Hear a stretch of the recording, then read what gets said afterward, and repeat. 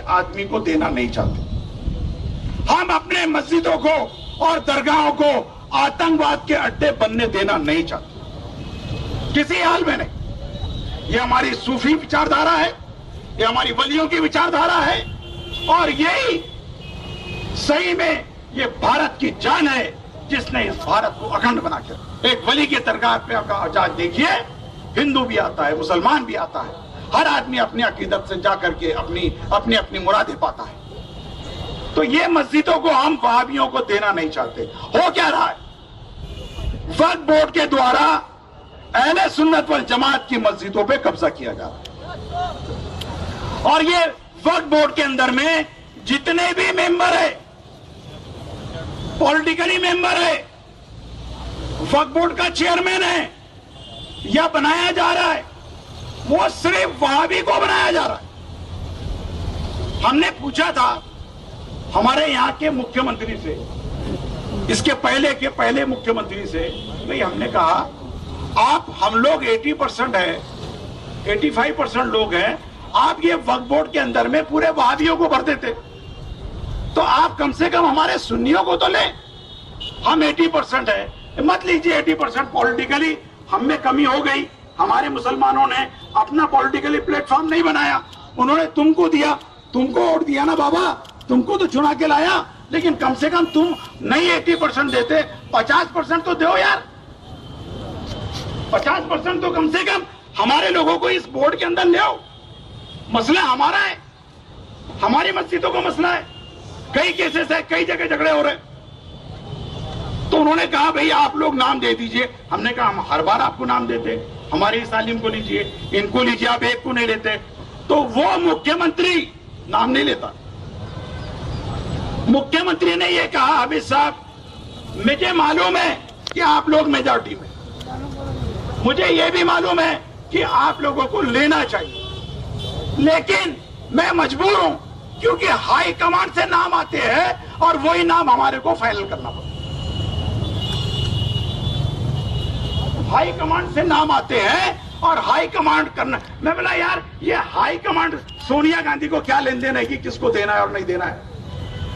High command को क्या लेन then कि ये सुन्नियों में कौन है और वहाबियों में कौन है?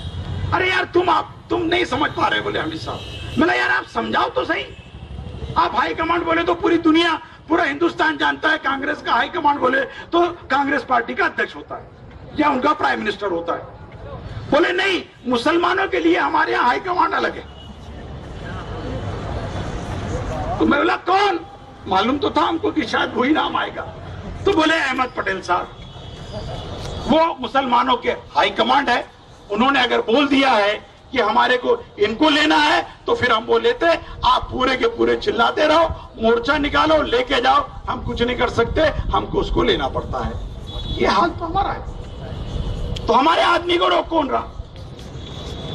और हमारे आदमी को रोकने का काम किया जा रहा, और वहाबी को बिठाने का काम किया जा रहा, और वहाबी को बिठा करके हमारी मस्जिदों पे कब्जा किया जा रहा, वहां से आतंकवाद के स्लीपिंग सेल पैदा हो रहे।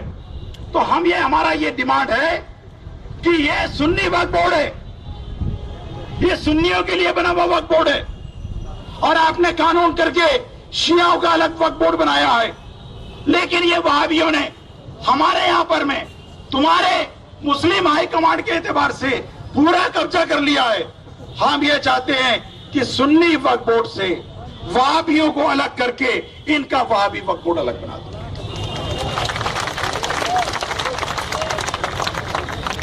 कोई झगड़ा नहीं, कोई लेन देन नहीं। शियाओं का वक्फ बोर्ड अलग है, शिया अपनी मस्जिद में नमाज पढ़ता है, कोई सुन्नी मुसलमान उसके यहां नहीं जाता। वो बेचारा शिया भी कभी हमारे यहाँ नहीं आता, आता है तो हमारे रसूम के हिसाब से खड़े रहता है, आया है नहीं आया पता ही नहीं चलता। लेकिन गड़बड़ या वहाबियों के साथ हो गई। ये आतंकवादी विचारधारा को आपने हमारे इसमें घुसर दिया, ये हमारे मस्जिदों को छीन रहा है। हर जगह हमारा झगड़ा हो रहा, हर जगह तमाशा हो रहा। अभी नहीं बोलना चाहिए, बताऊं, नागपुर में भी मुस्तफा बाबा का वही प्रॉब्लम, यही वहाबी विचारधारा ने बोला इनको निकालो। लेकिन मुकद्दस कुरान शरीफ को जला था, कुरान शरीफ को जलाया गया। यह वहां भी आतंकवाद का रूप है जो आज नागपुर के अंदर भी फैल चुका है।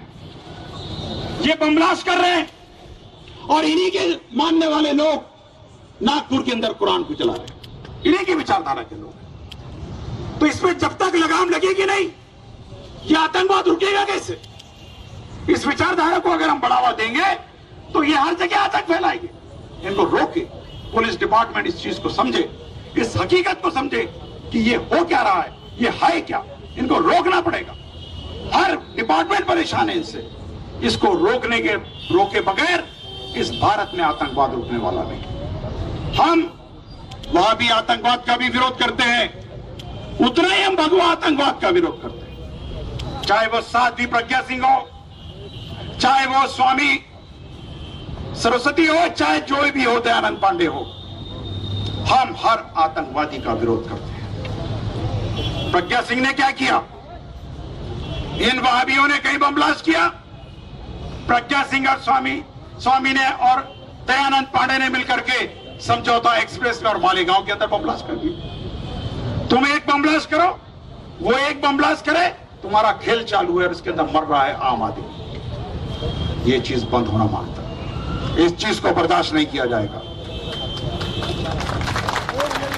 ना हम वहाबी आतंकवाद को बर्दाश्त करेंगे, ना ही हम भगवा आतंकवाद को बर्दाश्त करेंगे, ना ही नक्सली को बर्दाश्त करेंगे। आज नक्सली का